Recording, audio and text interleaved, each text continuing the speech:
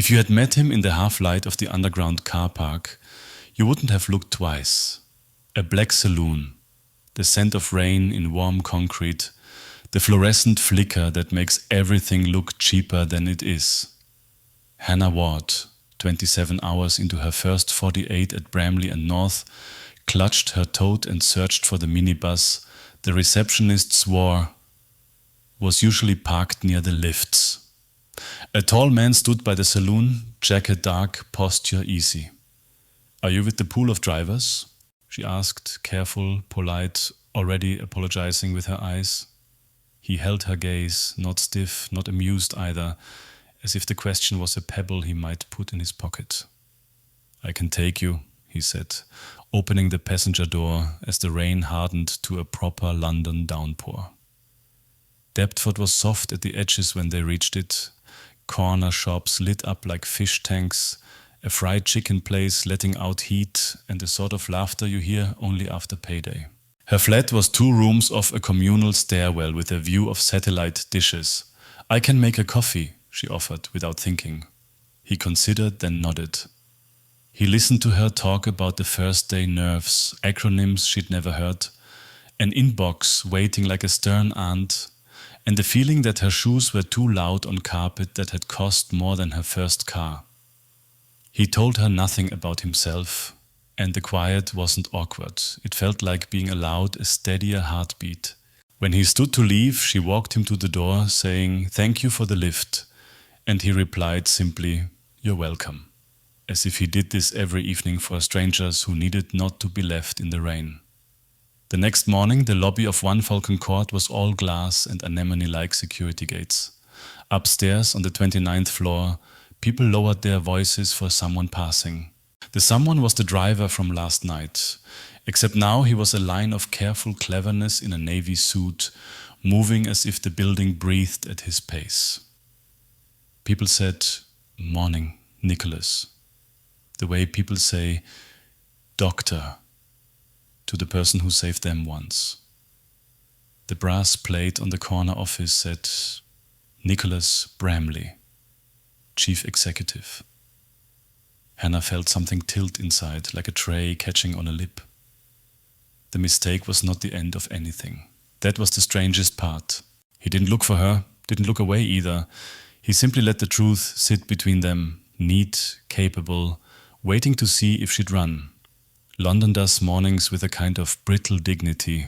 Buses nodding along the Strand, cyclists playing for inches, the river pretending not to be tidal. On 29, the carpet's hushed footsteps with the seriousness of a church. Mary Bennett in HR, a woman whose cardigans were diplomatic in tone, summoned Hannah with the sort of email that makes the stomach think about flight. "Pop up when you have a minute." Mary's office smelled faintly of peppermint tea and policies. "You were given a lift last night," she began, not a question. Hannah explained about the rain, the missing minibus, the man in the car park. She kept her voice level, hands still in her lap, and did not add, "It was decent of him, and something in me needed decency yesterday." Mary listened, then gave the smallest of smiles, the kind that leaves the mouth before it gets permission. "Right," she said. "Well, it's London. It rains. Next time, book the pool in advance. That's all."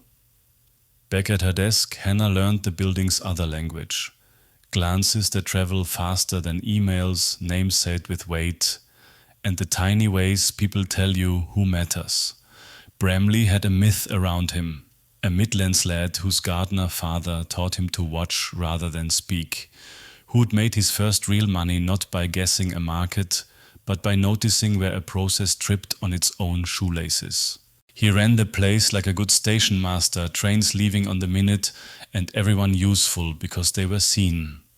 Midday brought a calendar update that didn't so much invite as conscript. Strategy session. Green Edge pilot. Hannah's role. Take minutes, circulate actions. She was grateful for the smallness of it. The language in the room sounded like heavy furniture moved by thin men. Decentralized mesh, cold aisle containment, sovereign cloud. She typed cleanly, eyes on the back and forth rhythm that either ends in progress or in a posh sort of sulk. When the CFO worried about power costs in rural rollout, Hannah's hands paused a heartbeat. Her town, Shropshire, hedges, buses that didn't come after 6, had lost its last IT class when the budget slipped on ice and stayed down. She wrote the concern neutrally, but it stayed under her ribs. At 4, the CEO's assistant appeared. He'd like a word, no expression. The corner office watched the river think about evening. Bramley didn't sit behind the desk. He leaned against it, arms easy, like a teacher planning not to scold. "Miss Ward," he said, "thank you for not inventing a story." She swallowed. "I made a mistake. You got home dry," he answered. "That's what happened." A beat then. "We're short a personal assistant who can tell the truth even when it's untidy. Try the role. 4 weeks. If you hate it, we'll pretend this conversation was about coffee." The room listened to the city. Hannah heard herself say yes. The promotion wasn't a crown, it was a headset, a calendar that bit, and a window onto decisions that arrived with their feet muddy. Day 1 as PA, she learned the 3 shades of urgent, and that "have you got 5" never meant 5. Day 2, she was stitched to an investor call about energy costs and the Green Edge pilot. Day 3, the call moved into a room with better biscuits and worse patients. A Singapore fund asked, in a tone that had shaken plenty of trees, if the maths didn't work in market towns, why push there first? Bramley let the question hang long enough to own the silence, then passed it to the CTO, who produced something polished and sweet and not quite nourishing. Hannah typed, but the words were fog on glass. She saw the gap, a human-sized one. Rural clinics with old servers that ran hot when the weather did. Village schools sharing a single pipe like a straw at a party. If the pilot saved watts where watts were most precious, the story wasn't just cost, it was dignity. She did not clear her throat, she did not say, "Sorry, can I?" Instead, she added a single line to the shared notes. Propose. Frame pilot as reliability for essential services, clinics or schools, not only as cost curve. Measure patient wait time and downtime avoided. She tagged Bramley. He read as others spoke. The look he sent her wasn't approval, it was recognition, as if she'd pointed to a tool he already owned and asked why it wasn't on the bench. To the fund he said, "We don't sell kilowatts. We sell hours that aren't lost. We'll prove that in places where an hour is the whole day." It landed. You could hear it in the way papers stopped fidgeting. After, he stopped by her desk not to praise but to ask, "How did you see that?" She told him about missing buses, dead routers, GCSE coursework that vanished into the wrong Wednesday. "You wrote it without performing it," he said. "Do that again." That evening the building softened. Lights went to sleep in rows. He appeared with a message that felt like a dare spoken kindly. "Tomorrow, a dinner at the Airy. Come. Don't be nervous. Be ready." Hannah had one dress that did well at funerals and not much else. She typed, "It's short notice," and immediately hated the smallness of it. His reply was quick. "Eleanor Voss will ring you." Voss was a name you read in magazines you put back on the shelf. The call came 5 minutes later. Velvet voice, brisk kindness, a promise that a dress could be found the way a direction is. Hannah stared at the skyline. Somewhere below, the car park hummed. She had mistaken a man for a driver.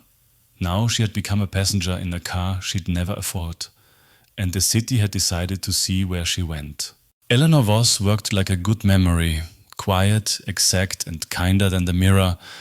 The dress she found was deep blue, not the clever kind of blue that shouts money, but the calm sort that remembers the sea. "You don't need decoration," Eleanor said, pinning a hem. "You need clarity." The Aries sat near the top of a shard of glass and stubbornness that sold itself as a skyline. Inside, lights behaved as if they'd been briefed. The guests knew how to wear quiet shoes and loud names. Hannah took in the choreography, who turned to whom, who held a drink like a shield, who didn't drink at all. Bramley's presence shifted a degree or two, still the man from the car park, but calibrated for weather above cloud line. She spoke less than she listened.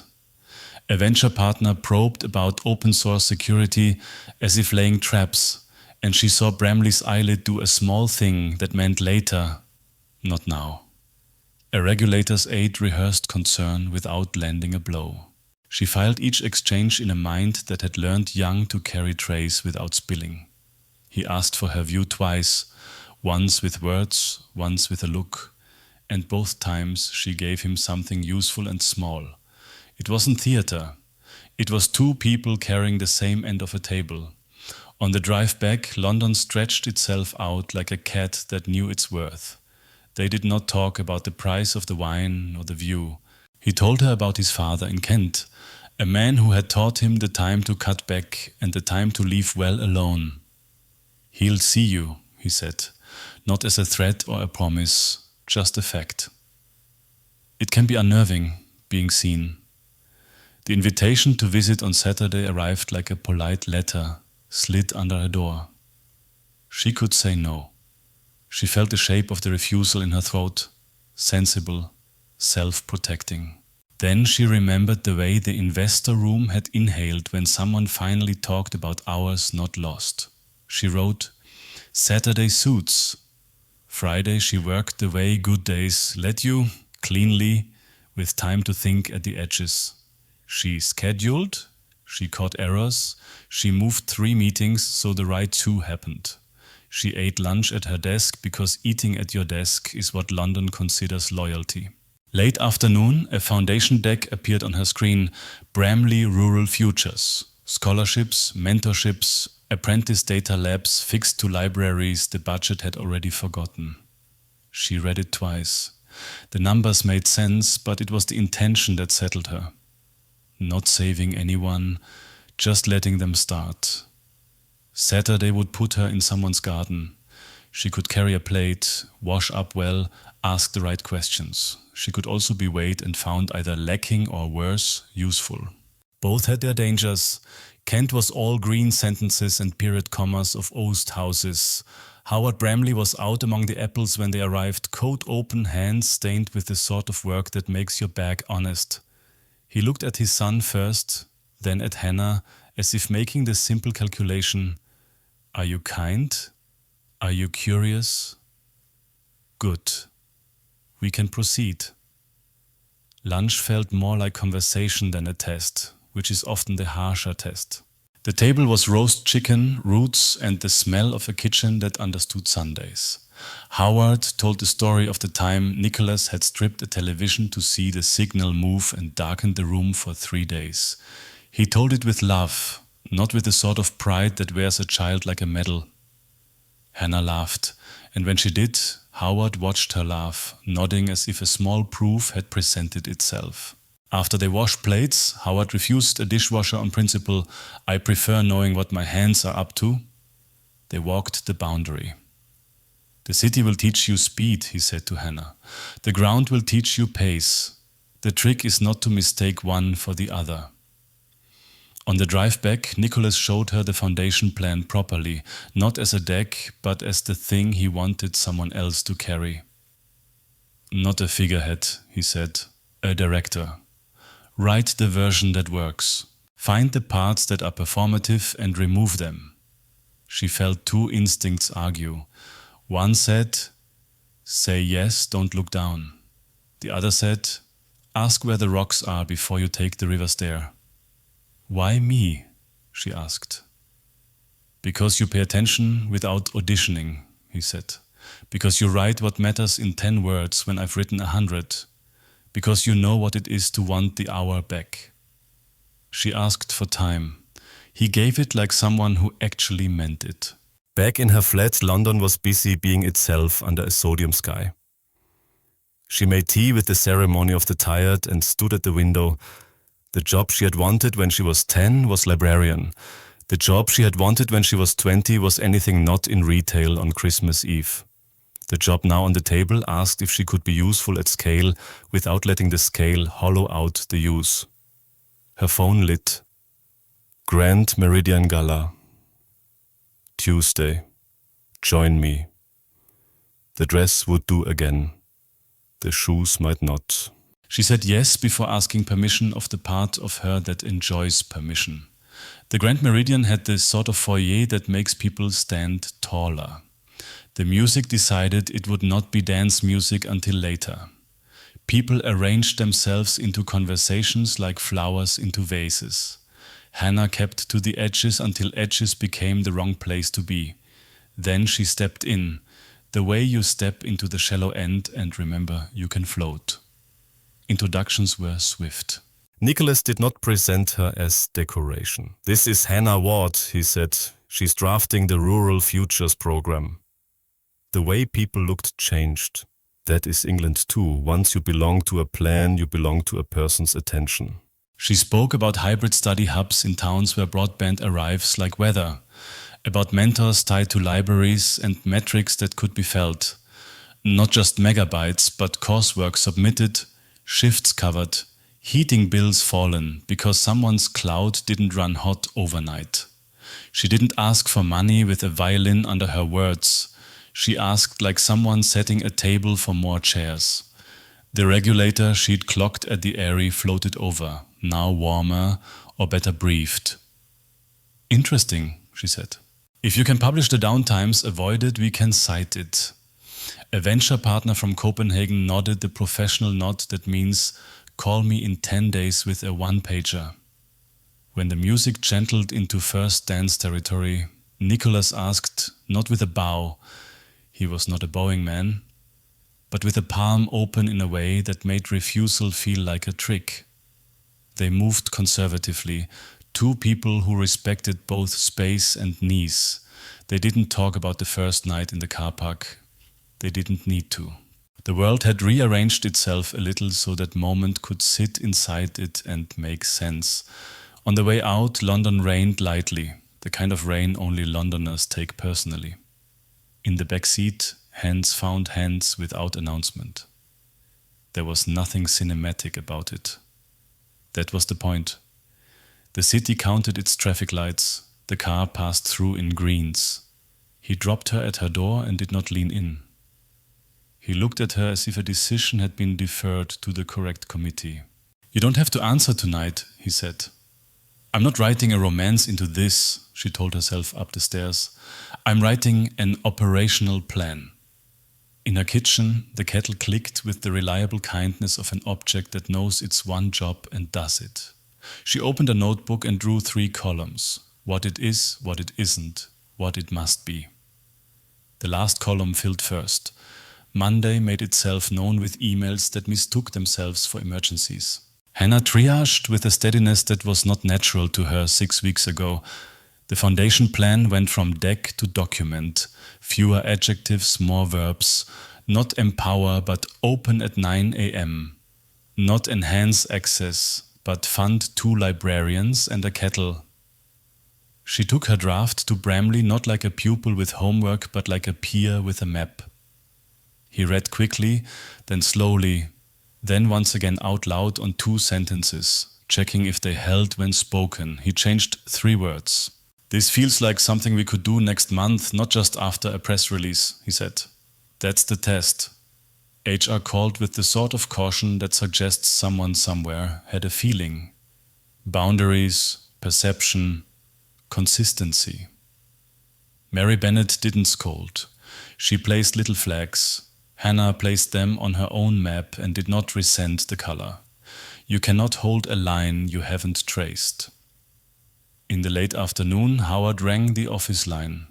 How are you getting on? He asked, with the unfussy interest of a man who does not collect people, only tends them. She told him about the 3-column page, about removing savior words, about measuring hours returned. Good, he said. The ground likes a person who knows the difference between helping and tidying. In the quiet of early evening, Nicola stood in the doorway of the small meeting room where she'd exiled herself to think. No suit jacket now, sleeves folded, the human version of end of day. I won't pretend I know how to be both things at once, he said. The boss who sends you calendars and the man who would like to ask if you'd like eggs on Sunday in Kent. She let the sentence sit with her heartbeat. The answer belonged with the columns. I'll try, if we do the work first, she said. He nodded. First, he agreed. They drove nowhere that night, spoke to no one important, published nothing. That is the kind of progress we forget to count, choosing not to move so we can move as the right thing later. Spring arrived the English way, slyly, in hedges first. Rural Futures opened 2 pilot rooms in places the maps call market towns and the people call home. On an ordinary Tuesday, the clinic server in one of them didn't overheat, and a woman whose bus only came on the hour didn't have to come back tomorrow. It didn't make the news. Not everything useful does. The company notice board carried a 2-line announcement. H. Ward appointed program director, Bramley Rural Futures. It sat above a photo of a library with more sockets than chairs. That felt right. Mary Bennett hung a boundary policy in the shared drive with new clarity baked in. It was fair, not theatrical. Hannah signed it because she had written half of it. Nicholas signed it because leading is not an exemption, it's a promise. On a Sunday in Kent, they ate eggs that Howard insisted were not special. The trick to good things, he said, is to do them the same way on the bad days. After lunch, the 3 of them walked the garden. The apple trees were all elbow and intention. Hannah could see it now, where to cut, where to trust. Evenings in London were less like tests. Sometimes he drove her home, sometimes he didn't. Sometimes she took the bus and liked the way other people's conversations explained the city to itself. At her window she put the kettle on and thought about hours returned, to strangers, to herself. When she and Nicholas finally tried the thing that isn't on any calendar invite, they did it like 2 people who had been told many times that a life is a list. They decided to write a paragraph first, then a chapter, then see. It was not a secret. It was just not the point. If you ask her now about that night in the car park, she says it was a mistake handed to her like a mug of tea. Hot enough to matter, simple enough to hold. If you ask him, he says she made him feel like a person, not a title, and he decided to keep that feeling where he could reach it. Open CTA, your turn. Have you ever misread someone and been glad you did? Tell me your story in the comments, short or long. I'll read everyone.